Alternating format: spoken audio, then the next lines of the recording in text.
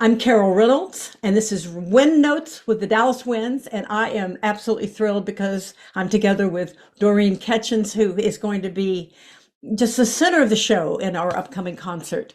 Thank you so much for joining me. Thanks for having me. I really appreciate it.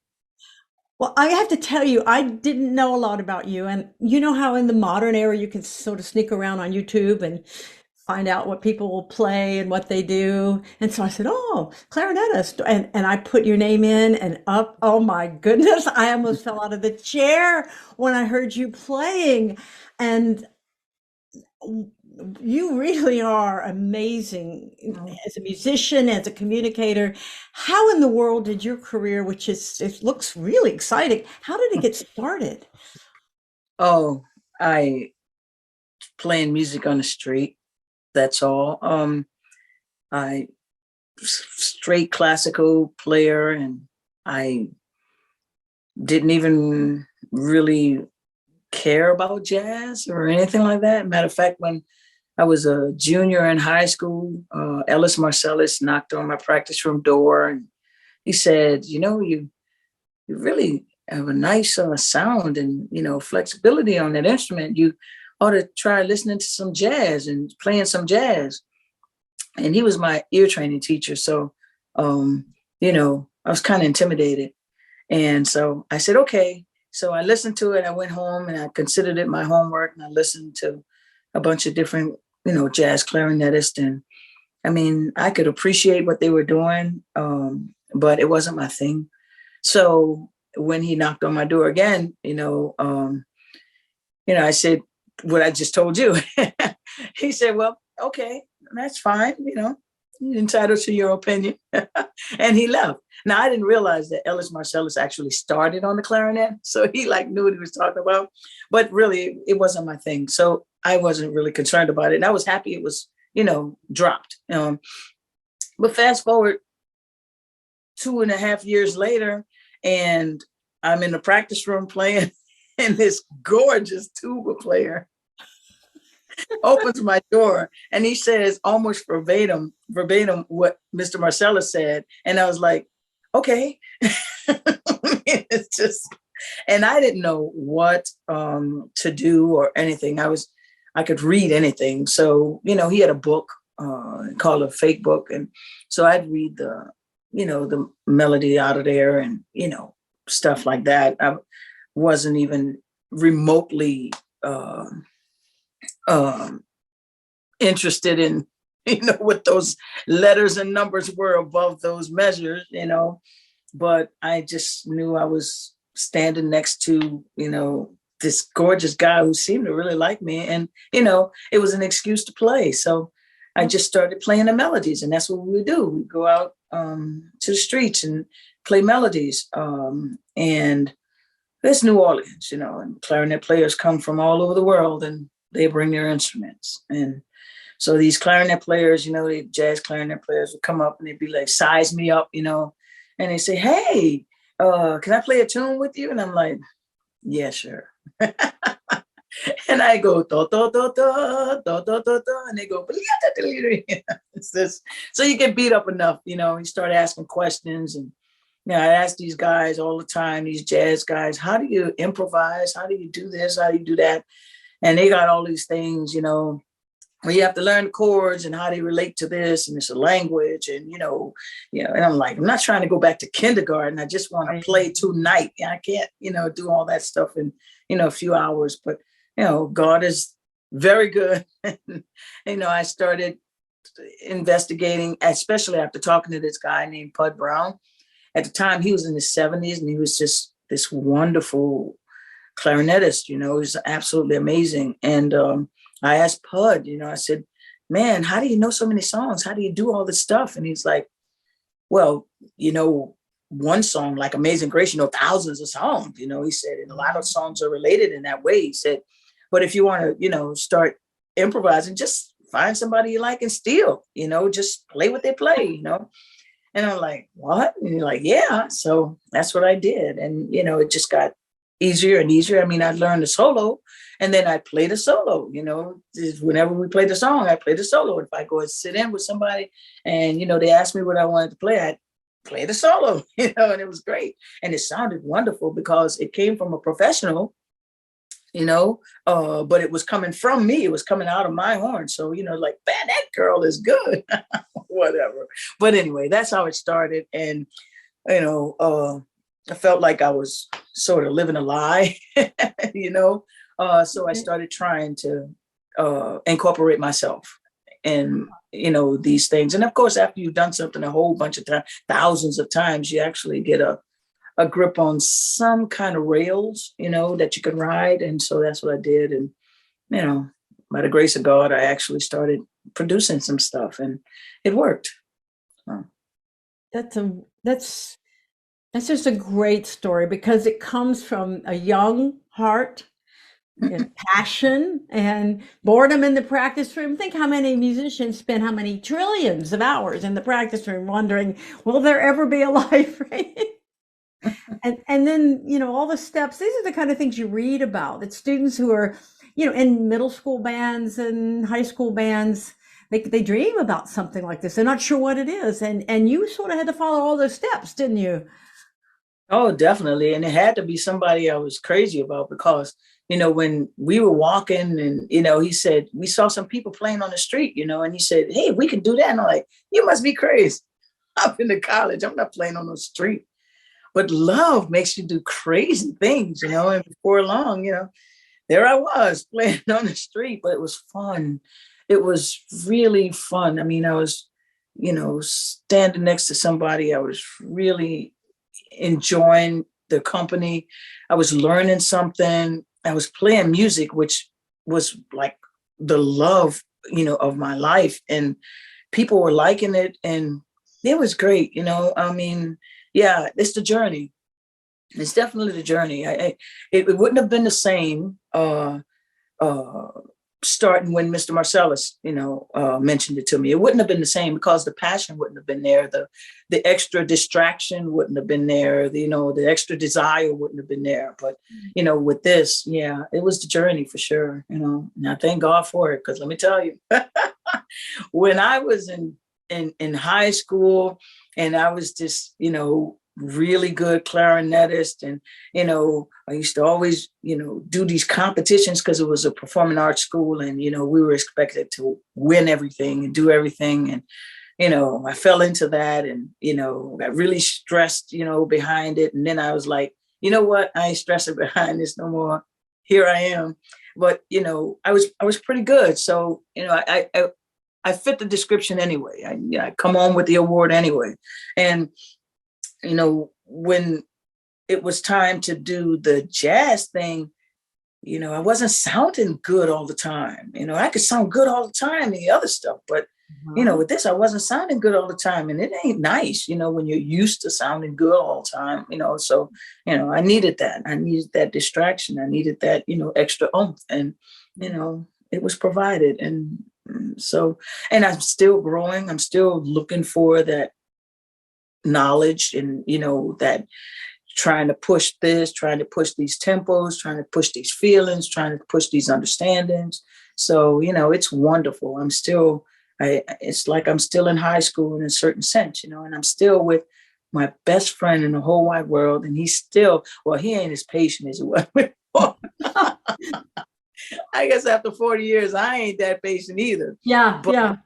We're still just, I still pinch myself, because I'm playing and I'm loving it and people are loving it and we're doing it together. Even our daughter has joined us, I read about that. I read that Yeah. you put her on when she was, what, about 9 or so, or 10 or something? 4. Oh, 4. Okay. Why wait? 4. Right. Start, honey. Yes. So, I mean, it's living the dream. I always say that, and I'm just so grateful and, happy to ride it long as it lasts, and recent, months or years or something, it's been some notoriety, and it's been wonderful. So, Well, two things are on my mind. I mean, one is I want to ask you about your singing. I also wanted to ask you to comment on the fact that you didn't do this just any old place. You did it in the place where all of these traditions start. I mean, you grew up rooted and grounded and enveloped in a one of the richest American worldwide musical traditions there is. And how does that? Let me ask you that first. Then, how does that play in? And did the singing start early? And how did this weave together?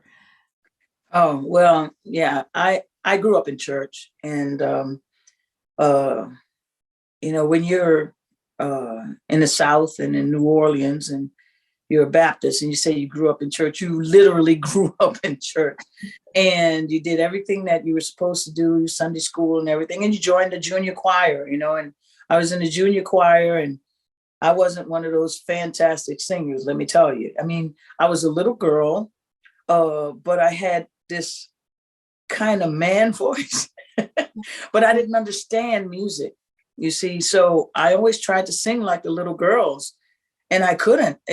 I never could reach those notes they could reach, and it was always uncomfortable. I have a sore throat trying, and it just so, and I didn't understand, that wasn't my voice, and I had to come down and, sing like the boys and stuff like that. I was just, so I never liked it.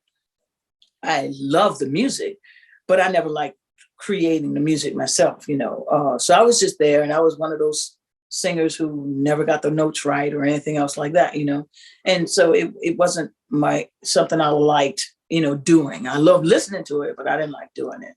And when I started playing clarinet, well, then I started understanding the music a little better, and before long, actually, when we started playing on the street and everything, I understood that, you don't have that kind of voice. You don't have a Billie Holiday voice or Ella Fitzgerald voice. You have a Louis Armstrong voice or a Sam Cooke voice, And matter of fact, I was laying in bed one day, and Sam Cooke's What a Wonderful World It Would Be came on, and I could sing with him.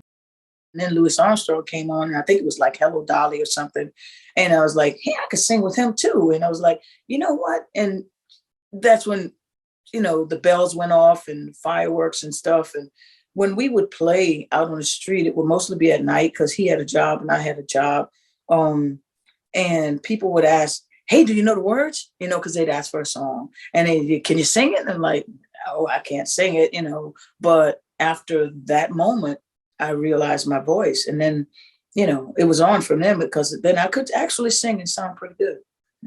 So now I forgot the question, but No, that was perfect, because you got everything in, and it couldn't have been just everywhere. You could have been on the streets and had that kind of response, and people walking by and expecting to hear something magnificent. I mean, just you go to the New Orleans, you expect it, right? You hope that's for it. right. You see, because you're not from New Orleans, but we who are here, we don't really we kind of take it for granted, that we're here. We're in this like bubble, and everybody comes here to enjoy what we have all the time. I mean, in elementary school, jazz funerals used to pass on a weekly basis. Sometimes it'd be 2 or 3 of them, while we were in class. Wow. And sometimes the teacher would let us go to the window and check it out, and other times we just have to let it pass, and so as locals, oh yeah, what was, and yeah, the parade, people of parade, you didn't even know it was called a jazz funeral, and as far as people coming here looking for jazz and jazz starting here and all that other stuff, we ain't know none of that stuff. We just were surrounded by it all the time. I mean, the Dirty Dozen used to rehearse 2 or 3 doors away from my house, all the time. It was no big deal. It was just something we saw and witnessed and experienced all the time. Sometimes you come out of church and there'd be a second line right outside the church, going up the street. And it was just life.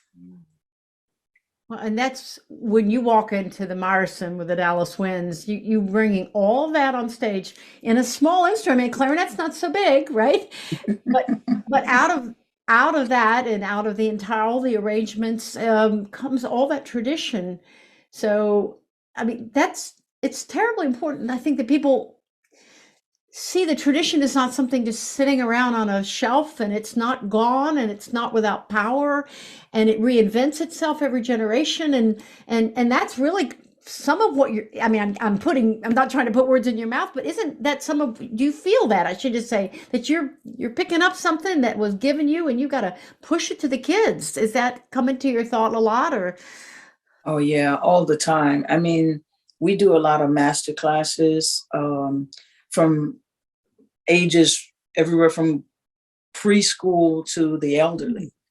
And it's not scripted. It's just from the hip. We just left Iowa, and we were in Makokata, which is something I would have never said in my whole life had I not been there.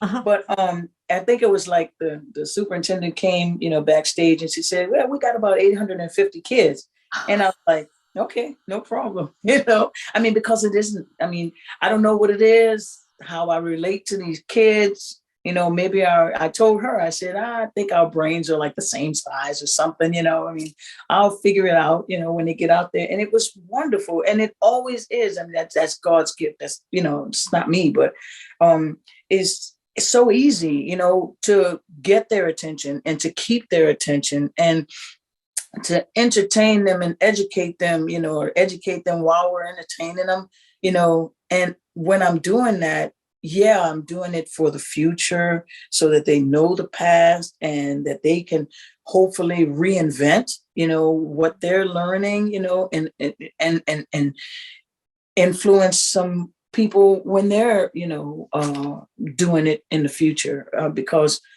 it needs to live, with all of the crazy stuff that's going on in the world and all the divisiveness and even politically, there's so much division, but the music brings people together. I mean, it's amazing. There's this guy who comes around all the time with his Make America Great Again, hat.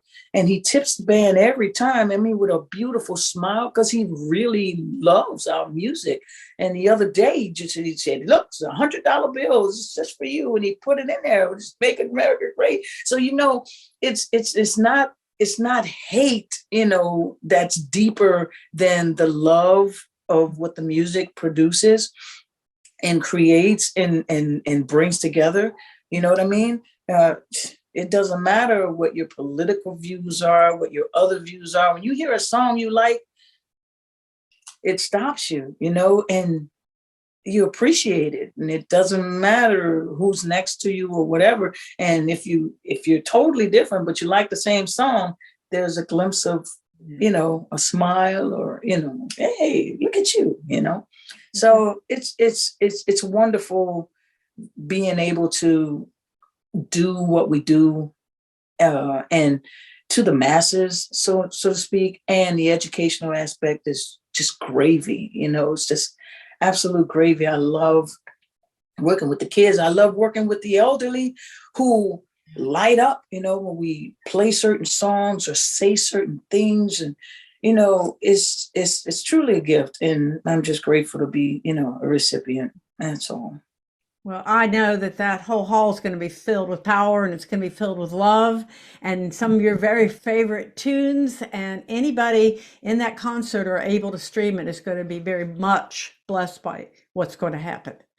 I'm going to be blessed by being with, and Jerry, please. Yes, I know. No, Jerry is some kind of alien or something, he's so wonderful at what he does, but yet such a very genuine and, humble person. At least to me, I don't know. Maybe he's just like, You're Dr. right. Something, but but it was Mr. High. Maybe he's this Mr. High. I have no idea, but I've never seen any trace of that. He's just so, for how wonderful he is. And, Jerry's another one, man. He's able to pull things out of you that you didn't even know were there, just with his speaking and his arms and his feeling and his love for the music, and I was blessed enough to be under him in Austin. And I'm looking forward to this repeat, of being under him in Dallas. and yeah, I got knowledge now, of who I'm actually, sitting here with, and I'm really excited and looking forward to it. And yeah, hopefully it'll be just like packed, and we'll do a discreet job, and lead to Oh, some stuff. oh, you put a huge smile on my face, as I knew you would once I first heard you play. It was online though, so it's very different getting to talk with you. And I thank you very much for making the time. And I hope our paths will cross often, and that I'll be going down the street and be Yeah. so fortunate to be able to go, whoa! That would be one of my dreams right now. Oh, that's awesome. Thank you, Carol. Thank you Appreciate it. very much.